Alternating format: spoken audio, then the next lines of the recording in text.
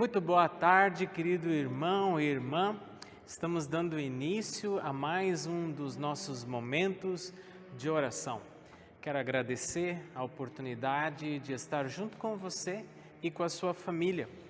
A palavra de Deus que nos orienta nessa semana que inicia, encontramos na segunda carta do apóstolo Paulo aos Coríntios, capítulo 5, versículo 19, que diz o seguinte: Deus estava em Cristo reconciliando consigo o mundo, não imputando aos seres humanos as suas transgressões, e nos confiou a palavra da reconciliação.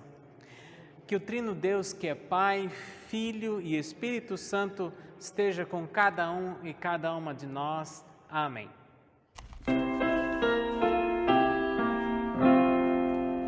Deus está presente, todos o adoremos, com respeito nos prostremos. Deus está conosco, tudo em nós se cale, Deus as nossas almas fale. Quem ouvir ou sentir, baixe os olhos crente, vinde ao Pai clemente. Deus está presente, querubins prostrados, são-lhe servos consagrados. Santo, Santo, Santo, vem cantando em hino, todo exército divino. Ó Senhor, com fervor, nós também cantamos, graças te exaltamos. Pai benigno e santo, ó céu exaltar-te, em espírito adorar-te. Ao Israel com os anjos, ver-te onipotente, e adorar-te reverente. Que o Senhor, com amor e com humildade, faça o que te agrade. Tomem-me morada, Deus santificado, seja atento a ti sagrado. Vem iluminar-me e com alegria sempre te honrem noite e dia. E Senhor, onde for, veja-te presente, Deus onipotente.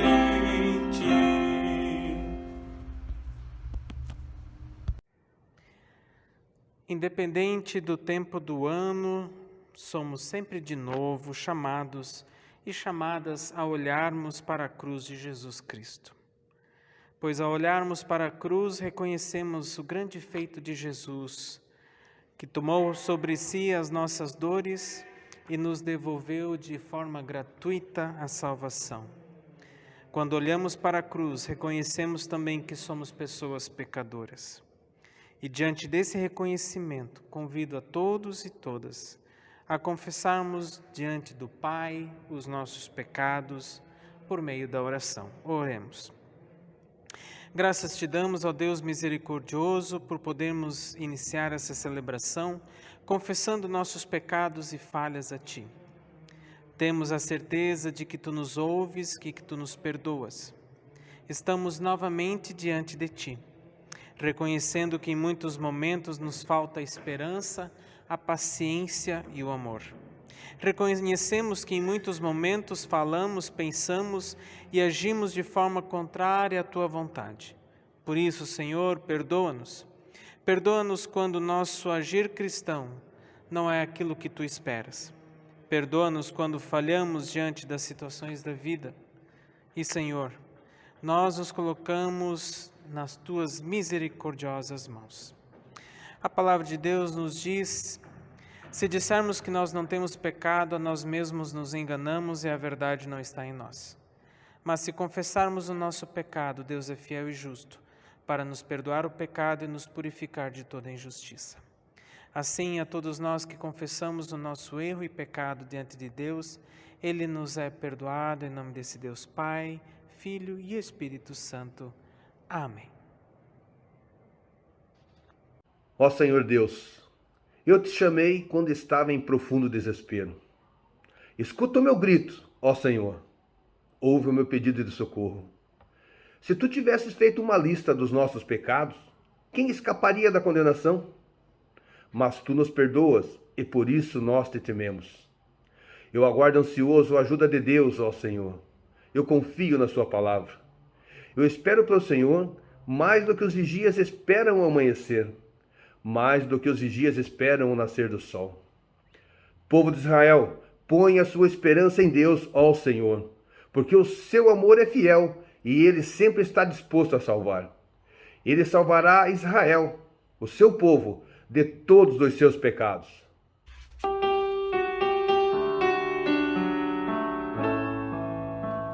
Fazer tua vontade, seguir tuas pegadas, é o pão de cada dia para nós. Servir em tua mesa, saber lavar os pés, cantando de alegria a ti, Senhor. Como tu fizeste, Senhor, nós queremos fazer tua vontade, ó Pai, transforma em nosso querer, tua vontade. Como tu fizeste, Senhor, nós queremos fazer tua vontade, ó Pai, transforma em nosso querer, tua vontade. Buscar em tua presença sustento para a alma, vivendo cada dia aos teus pés, bebendo da palavra que torna a morte em vida e dá-nos alegria para servir. Como tu fizeste, Senhor, nós queremos fazer tua vontade, ó Pai, transforma em nosso querer, tua vontade. Como tu fizeste, Senhor, nós queremos fazer tua vontade, ó Pai, transforma em nosso querer, tua vontade.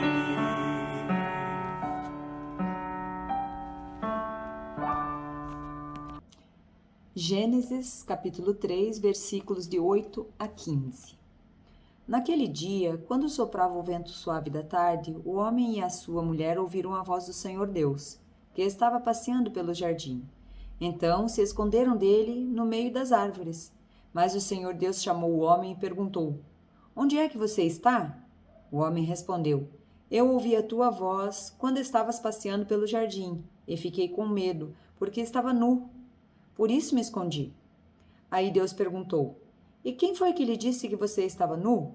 Por acaso você comeu a fruta da árvore que eu o proibi de comer? O homem disse: A mulher que me destes para ser a minha companheira me deu a fruta, e eu comi. Então o Senhor Deus perguntou à mulher: Por que você fez isso? A mulher respondeu: A cobra me enganou e eu comi. O castigo. Então o Senhor Deus disse à cobra: Por causa do que você fez, será castigada. Entre todos os animais, só você receberá esta maldição. De hoje em diante, você vai andar se arrastando pelo chão e vai comer o pó da terra. Eu farei com que você e a mulher sejam inimigas uma da outra, e assim também serão inimigas a sua descendência e a descendência dela. Esta esmagará a sua cabeça, e você picará o calcanhar da descendência dela. Leitura do livro de Marcos, capítulo 3, versículos 20 a 35. A blasfêmia dos escribas. Então ele foi para casa. Não obstante, a multidão afluiu de novo, de tal modo que nem podiam comer. E quando os parentes de Jesus ouviram isso, saíram para o prender, porque diziam: está fora de si. Os escribas que haviam descido de Jerusalém diziam: ele está possesso de Beelzebu, e é pelo maioral dos demônios que expele os demônios. Então, convocando-os, Jesus lhes disse por meio de parábolas: como pode Satanás expelir a Satanás? Se um reino estiver dividido contra si mesmo, tal reino não poderá subsistir. Se uma casa estiver dividida contra si mesma, tal casa não poderá subsistir. Se, pois, Satanás se levantou contra si mesmo e está dividido, não pode subsistir, mas perece. Ninguém pode entrar na casa do valente para roubar-lhe os bens, sem primeiro amarrá-lo, e só então lhe saqueará a casa. Em verdade vos digo que tudo será perdoado aos filhos dos homens, os pecados e as blasfêmias que proferirem. Mas aquele que blasfemar contra o Espírito Santo não tem perdão para sempre, visto que é réu de pecado eterno. Isto porque diziam: está possesso de um espírito imundo. Nisso chegaram sua mãe e seus irmãos, e tendo ficado do lado de fora, mandaram chamá-lo. Muita gente estava assentada ao redor dele, e lhe disseram: olha, tua mãe, teus irmãos e irmãs estão lá fora, à tua procura. Então ele lhes respondeu, dizendo: quem é minha mãe e meus irmãos? E correndo o olhar pelos que estavam assentados ao redor, disse: eis minha mãe e meus irmãos. Portanto, qualquer que fizer a vontade de Deus, esse é meu irmão, irmã e mãe.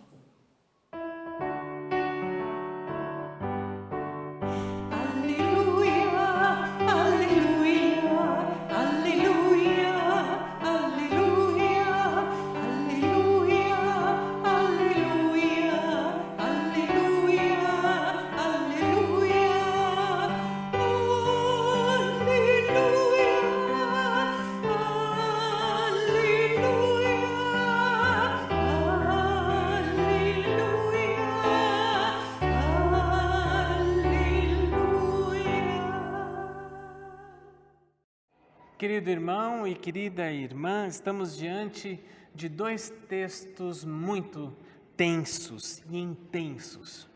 Gênesis, que lemos há pouco, aborda a temática do juízo diante de um determinado ato, assim como o Evangelho de Marcos. O Evangelho aborda de forma intensa o julgamento que é feito sobre Jesus, sobre a sua vida e sobre suas ações. Quais relações há entre pecado e sofrimento? Marcos sugere que nesta relação se encontre perdão e vontade de Deus. O Evangelho de Marcos, que nós lemos há pouco, é escrito ali pela década de 70 depois de Cristo. Tempo catastrófico no contexto da época. Existia a guerra judaica que começara em 66 e que vai até o ano 73 depois de Jesus, que culminou com a destruição do Estado judaico e na destruição do Templo de Jerusalém, ocorrido no ano 70 depois de Jesus. Há uma repressão romana nesse tempo. As comunidades não tinham estruturas estabelecidas. Eram encontros clandestinos para as autoridades da época. O cristianismo era considerado um crime. Roma era formada por muitos escravos e pela falta do poder tecnológico. Clevenot Michel, que é autor do livro Enfoques Materialistas da Bíblia, diz que Roma era símbolo do império. Palácio com luxo inesquecível, rodeado de bairros miseráveis, de população cosmopolita vindo dos 4 cantos do mundo. Uma cidade universal, uma comunidade formada de pessoas diferentes, de origens e de etnias diferentes. Marcos, então, inaugura uma nova maneira de contar histórias, a narrativa. Não é um discurso, mas é um relato. O relato tem o poder de manter viva a memória dos fatos ocorridos, imprimindo uma determinada forma de entender o presente dentro do qual acontece esse relato. A intenção do evangelista é revelar para as pessoas quem é Jesus. Nessa narrativa, Jesus é acusado pelos próprios parentes de estar fora de si e pelos fariseus de ser Beelzebu. Você já ouviu dizer que alguém sofreu uma interdição judicial? Algumas pessoas optam pela interdição judicial de seus entes queridos em casos onde a capacidade civil encontra-se comprometida e é necessária então uma intervenção judicial. A pessoa é tornada incapaz. Lembro-me de um cavalheiro me dizendo que seu maior medo era que um dia ele fosse descoberto. O que você quer dizer? Eu disse. Para que saibam que não sou quem eu digo que sou, que não sou quem quero que pensem que eu sou, que não sou quem eu quero ser. Podemos averiguar isso bem aí no versículo 21. Os seus parentes acreditavam que Jesus estava fora de si. Queriam então levá-lo para casa para que ele pudesse descansar. Vamos dar uma olhada mais de perto a esse texto. Desde o início do seu ministério, conforme relatado no Evangelho de Marcos, Jesus tem lidado com pessoas com problemas. Pessoas que têm casas, reinos divididos. Ele expulsou demônios, curou a sogra de Pedro, purificou um leproso, fez um paralítico andar. Essas pessoas estavam à mercê da sociedade. Estavam divididas em suas vidas. Elas foram separadas da comunidade de tudo que lhes dava segurança e identidade. Suas condições externas, suas doenças, paralisia, possessão, apontavam para um conflito íntimo, a batalha entre saúde e doença. Não apenas física, mas importante também dizer espiritualmente. Havia rachaduras difíceis de consertar. Além dessa dificuldade, Jesus ainda encontrava uma barreira diante das lideranças religiosas da época. Os fariseus, que buscavam um elevado grau de pureza, acreditavam que Jesus fazia seus atos em nome de Beelzebu. E aqui a palavra Beelzebu, ou príncipe dos demônios, senhor das moscas e da pestilência, mestre de ordem, que significa tudo aquilo que é da divindade nas mitologias dos filisteus e dos cananeus, com várias referências na Bíblia, apontam como ele sendo também o próprio diabo. Veja essa primeira figura que eu quero te mostrar.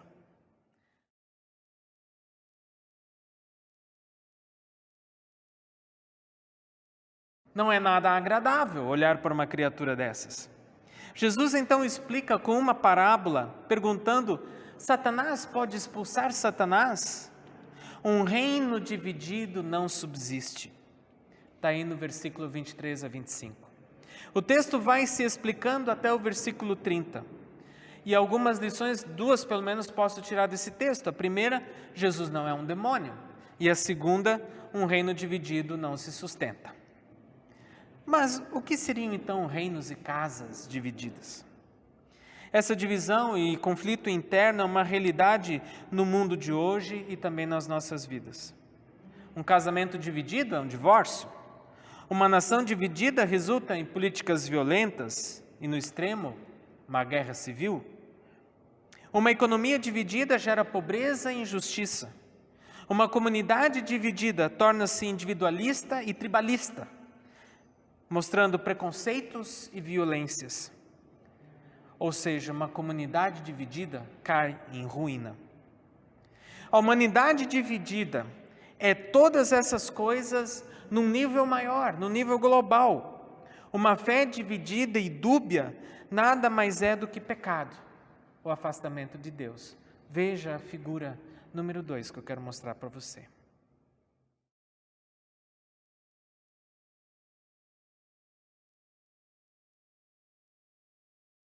Todos nós sabemos o que é viver uma vida dividida? Sabe aqueles momentos em que o seu lado de fora e o seu lado de dentro não combinam? É isso que significa uma casa dividida. Você é uma pessoa no trabalho, a outra pessoa em casa e a outra pessoa na igreja. Você age de uma maneira com certas pessoas e de uma maneira diferente com outras. A vida se divide em pedaços. Comportamentos, crenças e ética se tornam situacionais. Depende da situação. Existe a vida profissional, a vida familiar, a vida de oração, a vida pessoal, a vida social. Logo, todos ficamos com um monte de peças. Como esse quebra-cabeças aqui. Diz que ele tem 1000 peças. Não me arrisco a montá-lo. Talvez, olhando para a caixa, dá para se montar. Assim é a nossa vida. Cada parte da nossa vida é um pedaço que precisa ser remontado. Parece que estamos sempre tentando juntar as peças dela. E para isso é que a multidão se reuniu em torno de Jesus. É por isso que as autoridades religiosas se opuseram a ele. É por isso que a sua própria família tentou contê-lo.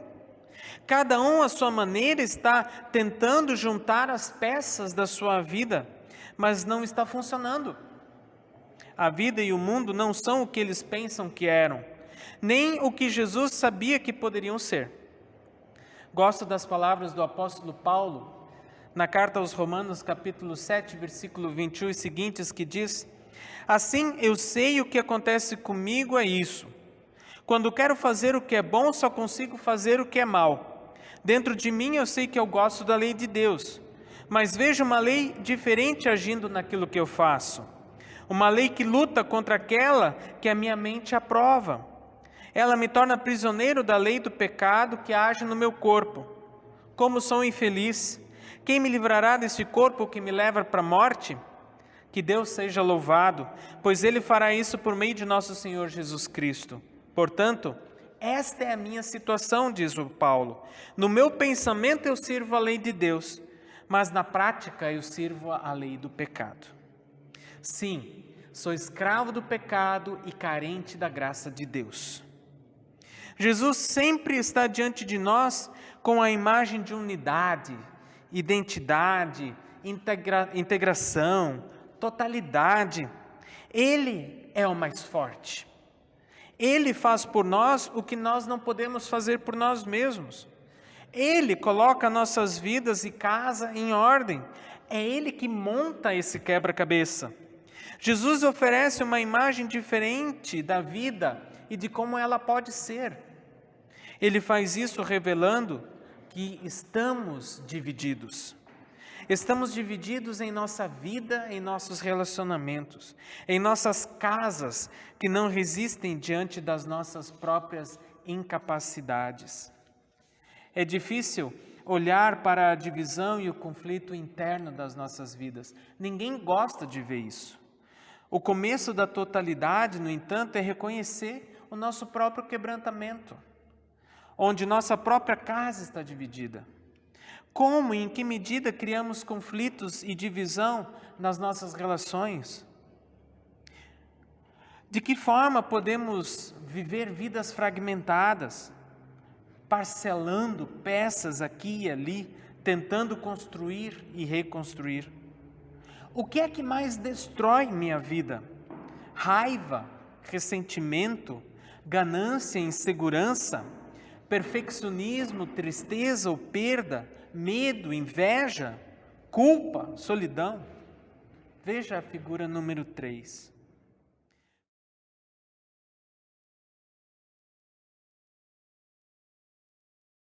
Como posso restaurar os meus muros, minhas estruturas de vida, minha relação comigo mesmo, com Deus e com os outros? Jesus então aponta para uma nova relação de família. Todos e todas que fazem a vontade de Deus são irmãos e irmãs. Sabemos que é utopia imaginar que a vontade de Deus será realizada neste mundo de maneira plena. Acredito que grandes transformações acontecem com pequenos começos. Grandes transformações acontecem com pequenos começos. É preciso começar em mim primeiro, como diz a música dos Vencedores por Cristo. A começar em mim, quebra corações para que sejamos todos um, como tu és em nós. Onde há frieza, que haja amor, onde há ódio, perdão, para que teu corpo cresça assim, rumo à perfeição. Não há nada na sua vida ou na minha vida que não possa ser restaurado pelo amor de Jesus. A vontade de Deus para nós e, consequentemente, para o reino poder ser realizada, seja em parte ou de maneira precária até neste mundo, é saber que é Deus quem controla todas as coisas. Não podemos perder a oportunidade de criar situações, mesmo em meio a conflitos de vida, que possam reverter em experiências que possam propagar o fato de sermos irmãos e irmãs em Jesus. Os que buscam fazer a vontade de Deus nesse mundo. Vale a pena nos perguntarmos: como o texto de hoje me ajuda a entender a realidade? Há algo que precisa ser curado, trabalhado em mim? Fazer a vontade de Deus é algo que eu quero fazer? Muitas perguntas, mas um único e mesmo Deus que me ama e que me agracia. Mesmo na minha pecaminosidade, nas minhas falhas, Ele se dispõe a curar e trabalhar na minha vida, para que eu me disponha a servir e para que junto possa implantar o seu reino aqui neste mundo. E que assim seja. Que a paz de Deus, que excede nosso entendimento, guarde os nossos corações e mentes em Cristo Jesus. Amém.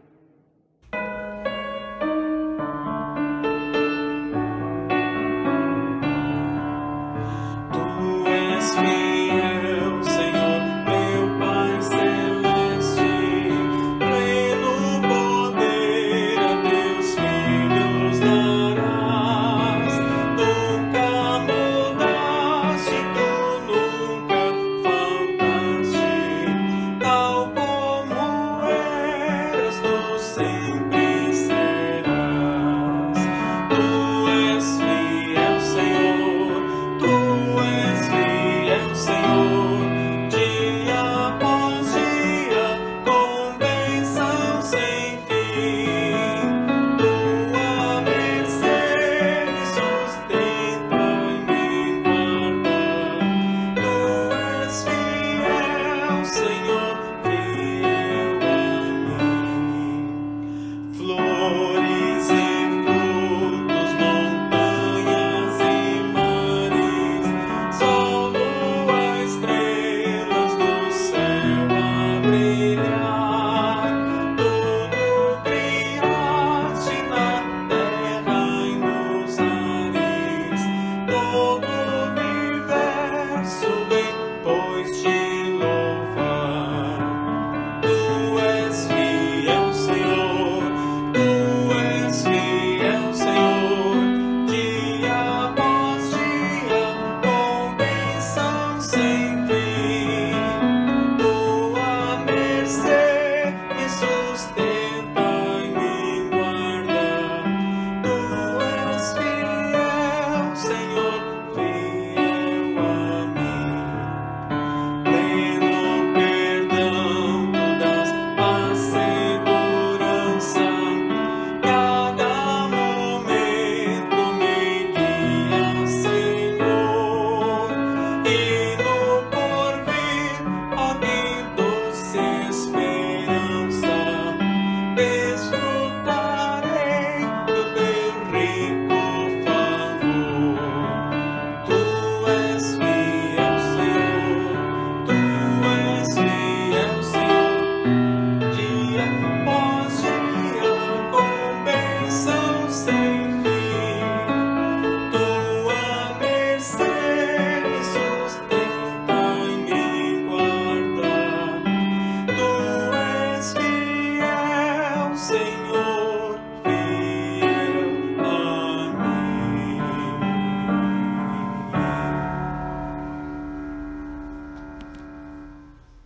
Quero te convidar agora para termos juntos um momento de oração e intercessão.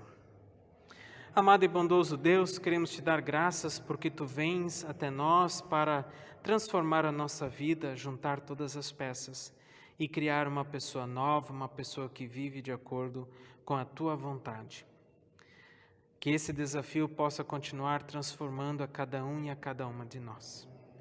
Queremos te agradecer pelas melhoras na saúde da Miriam e do Chico, da Luciana e da Lília, também do Juraci Jarosevski.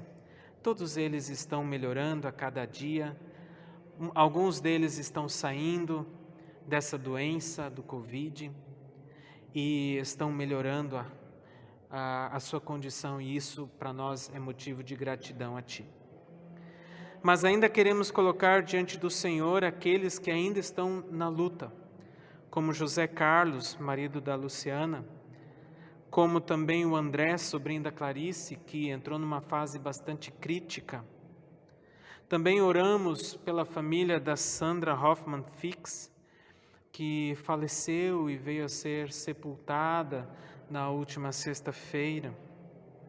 Também queremos orar pelo Marcelo Colombo, marido da Cristina e cunhado da Eliana Alves, que se encontra hospitalizado devido ao Covid. Também a Nirlane, amiga da Hilde, em estado grave de saúde. Oramos pelo seu Dario Riediger e por toda a sua família, pessoas que precisam da ação de Deus em sua vida. Sabemos que todas as coisas cooperam para o bem daqueles que te amam e que fazer a tua vontade é algo necessário, mesmo quando essa vontade não é igual à nossa. Assim pedimos a Deus que esteja trabalhando em nossos corações e mentes, para que possamos interceder e aceitar a Tua vontade sobre a nossa vida e a vida das pessoas que nos rodeiam.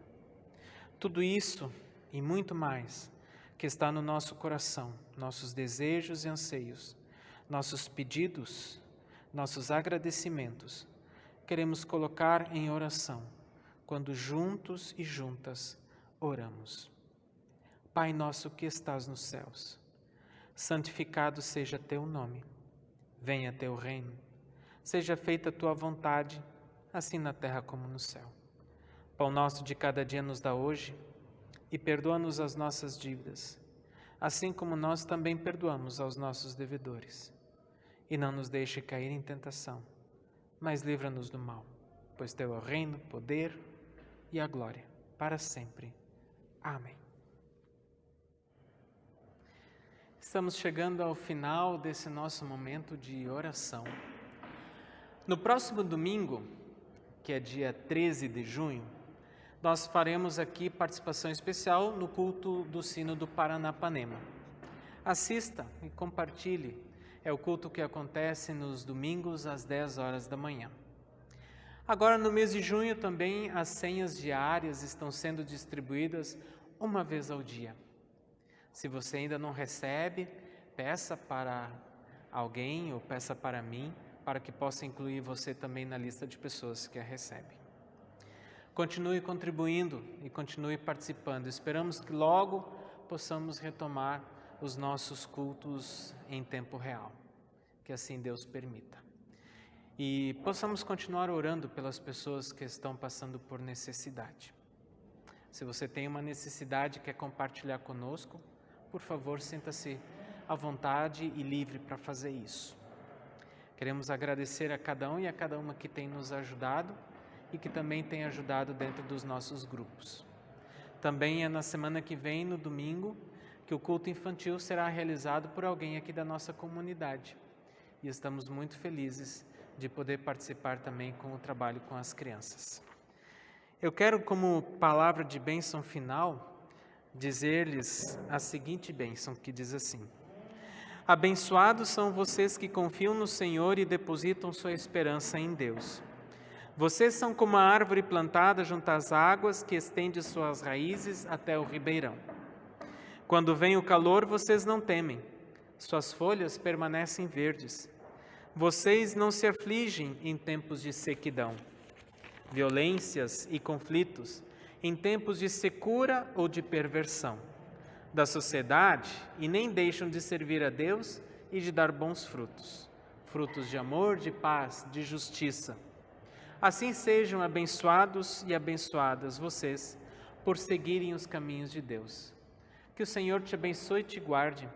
Que o Senhor faça resplandecer o seu rosto sobre ti e tenha misericórdia de ti. Que o Senhor sobre ti levante o seu rosto e te dê a paz. Amém. Vamos em paz e que possamos servir ao nosso Deus com alegria. E até nos encontrarmos novamente, se assim for da vontade de Deus. Amém.